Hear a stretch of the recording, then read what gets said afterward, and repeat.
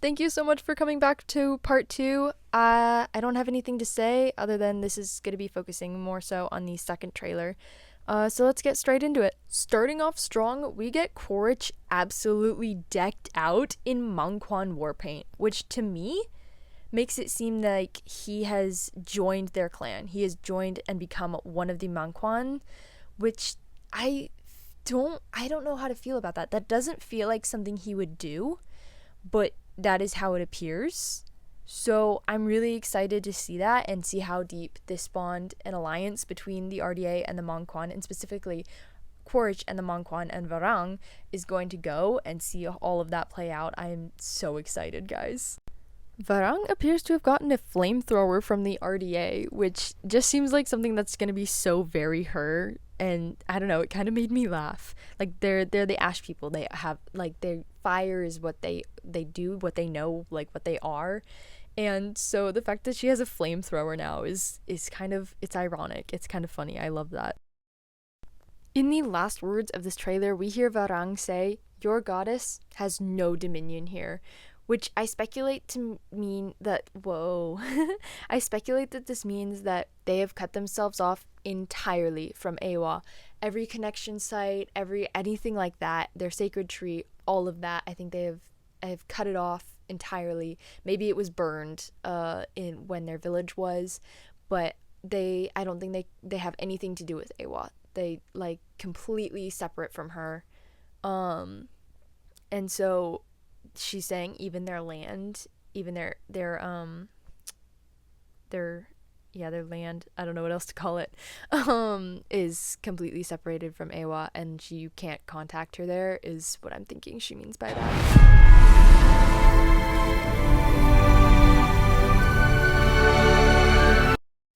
In the first shot of the second trailer, that's my bad, we can see many images that we saw in the first trailer, but now we have a backstory for Varang and her people. She says she says that the fire came down from the mountain and burned their forest. She tells how her people cried out to Awa, but she didn't help them. Next, we see Loak taking Soraya up to the balloons of the Wind Traders, and we can see him and Spider walking on one of the balloons, and we get our second good look at this clan.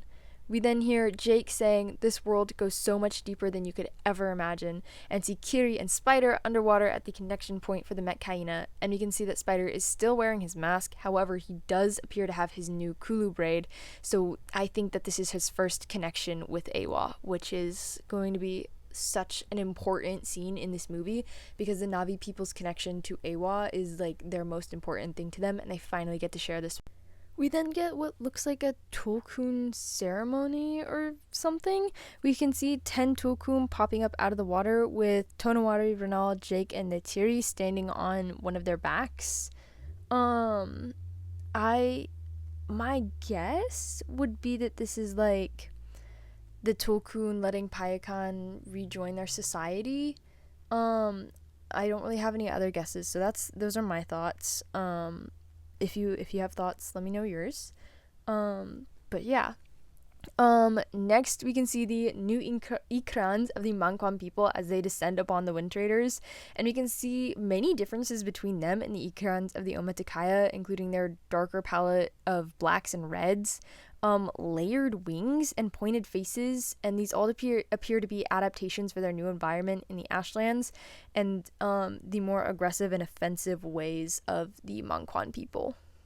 We then get a few shots of the battle with the Mangquan and Wind Traders, and we can see Spider is fighting with a Na'vi bow and arrow, helping Loak to protect Kiri and Tuk. I think that's the first time that we've seen him use Na'vi weapons instead of human weapons, which is really cool. We get a really cool shot of Varang blowing up one of the Wind Traders' balloons, and Jake gets absolutely yeeted off of the top of it. That was a really cool shot. I thought it was funny how Jake got kind of yeeted there. But next we see the Silly Kids and Spider running through the jungle as Tuk says, "What does Dad always say?" Or Loak says to Tuk, "What does Dad always say?"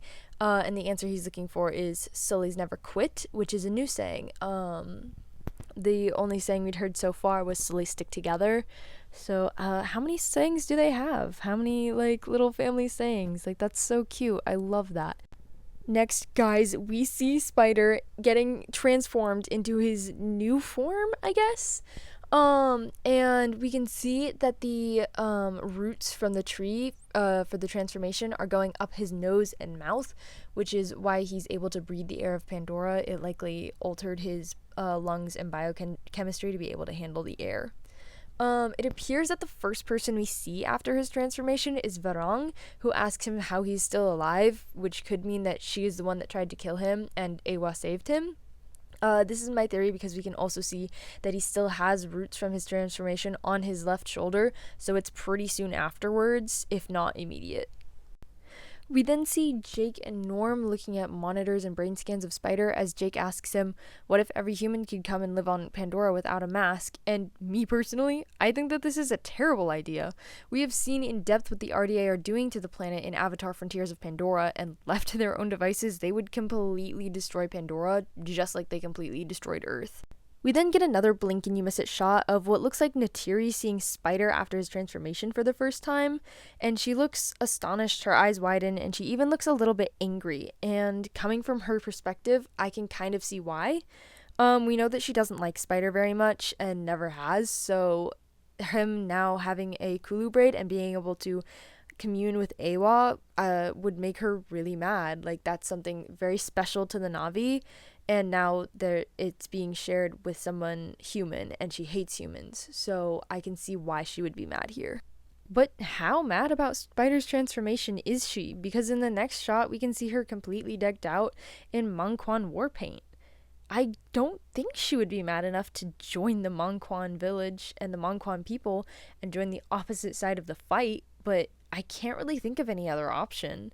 Like, she couldn't be going undercover because she and Jake are, like, I guess kind of famous in the Na'vi world right now, and they would be recognized. She'd be recognized, especially by Quaritch. He knows her. He knows who she is, so he would recognize her. So she's not going undercover.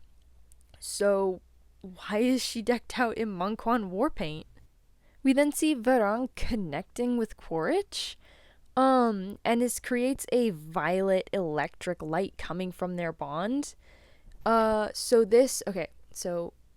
spoilers from the clip at the end of Way of Water coming up here, so skip about 20 seconds ahead.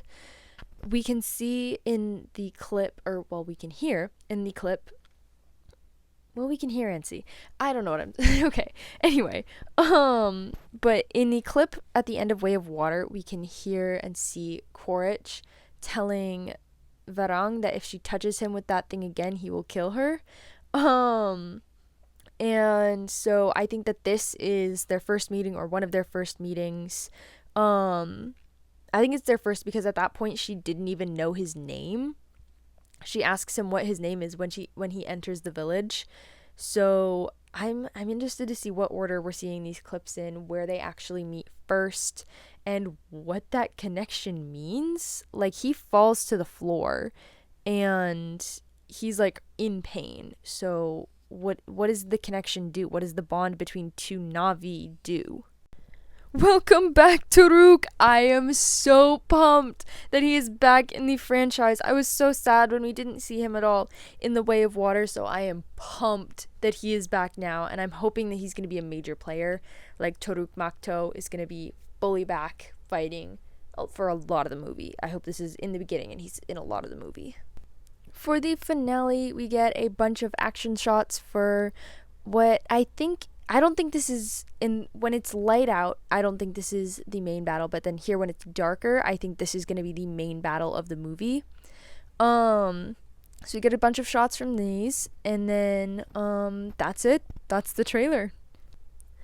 Thank you so much for clicking on my video. It really means a lot. I am so pumped to see this movie in December. I'm going to go see it so many times. But yeah, that's it from me. Thank you so much for watching my video. Have a blessed day. Bye!